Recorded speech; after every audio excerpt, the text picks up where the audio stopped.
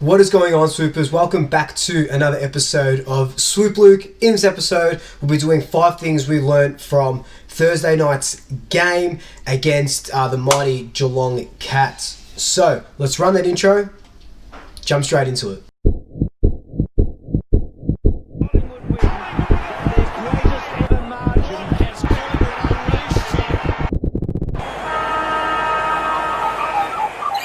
So before we do jump straight into it, you guessed it, follow me on my socials, especially Twitch, where I'll be streaming, FIFA and a bunch of other games coming up, and Instagram at Swoop Luke. They're both Swoop Luke. You'll find me there. But anyway, let's get into the 5 things that we learned.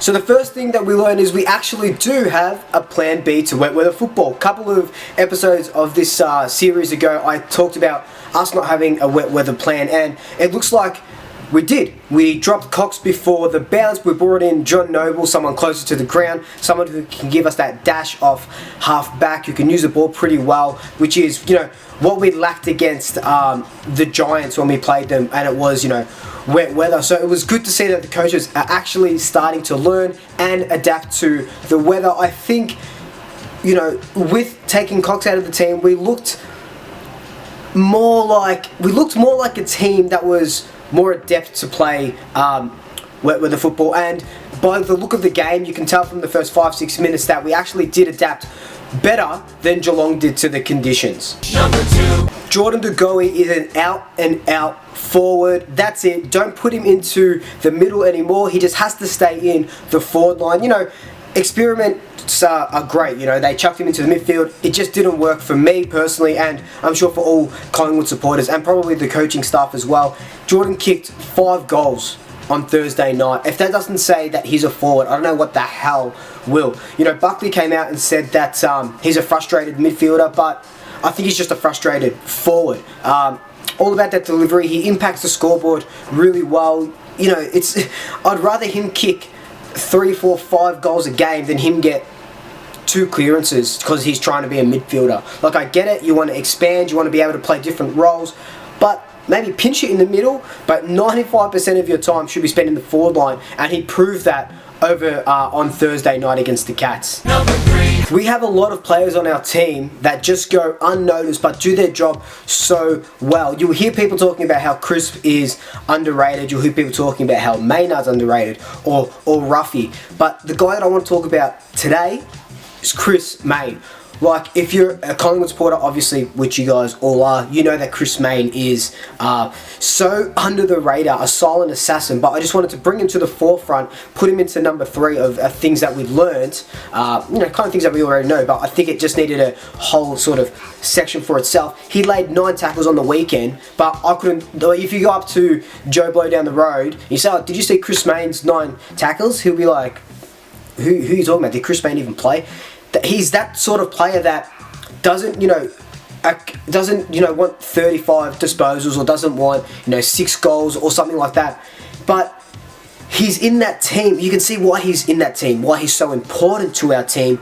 9 tackles, a couple tackles the other week, and it's just that he's 31 or so he doesn't have a lot of football left in him, but he's kind of like the Varco in that he might not get 100 disposals a game, but what he brings, that pressure, that mentality of being an older player, being able to help the kids out and stuff, that versatility between being able to play forward, middle, and off that half back line.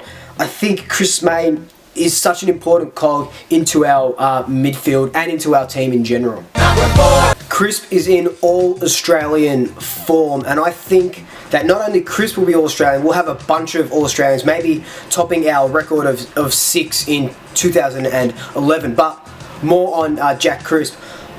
I've been hinting at it for a while, and he's been the coach has been hinting at it, but I've learned that Jack Crisp is such a good midfielder, and I would love to see him more in the midfield than off the half-back. I know how great of a half-backer he is, and that run that he provides, but now we've got Quaynor, we've got Noble, we've got Chris Mayne that can play there. If we need to change it up, and I mentioned this a few episodes ago, if we need to change things up, Jack Crisp in the middle is my go-to. Uses the ball really well, penetrating kick.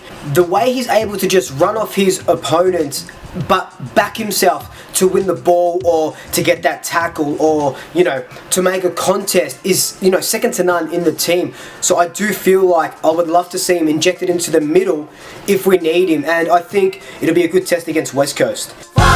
The final thing that I learned is that we are genuine Premiership contenders. I know we had that slip up against the Giants. I know we had the slip up against Essendon.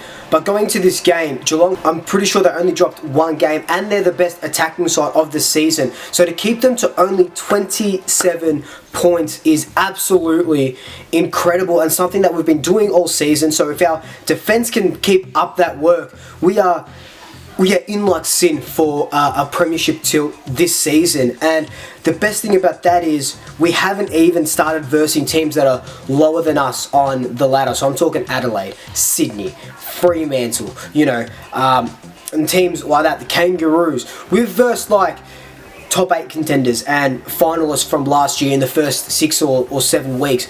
So I think we're in the prime position to be tilting for a Premiership this season. Anyway guys, that's just been my quick 5 things we learned.